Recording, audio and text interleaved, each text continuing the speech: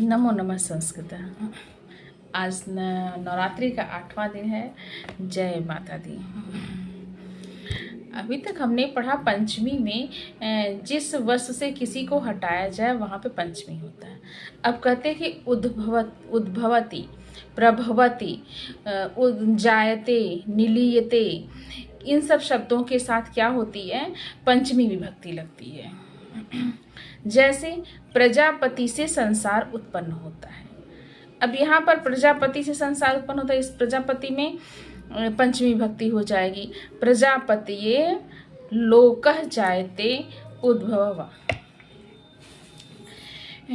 प्रजापते लोकः जायते उद्भव, या प्रजापति से संसार उत्पन्न होता है, जायते भी होगा और उद्भव भी होगा।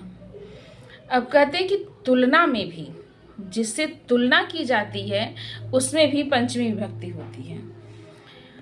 तुलना के अर्थ में, जिससे कि एक दूसरे की तुलना की जाती है, वहाँ पर भी क्या होता है? पंचमी विभक्ति होती है।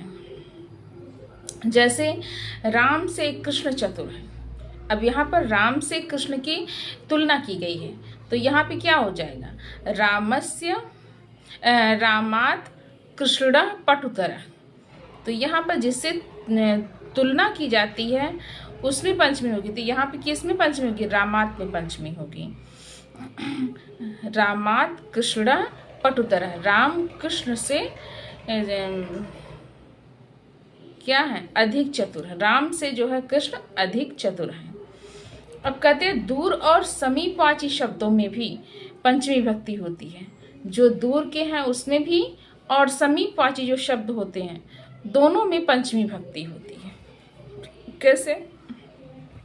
पंचमी के साथ साथ तृतीया भी होती है उसमें। जैसे पिता के पास से आई, तो यहाँ पे क्या होगा? पंचमी भी बनेगी और तृतीया भी बनेगा।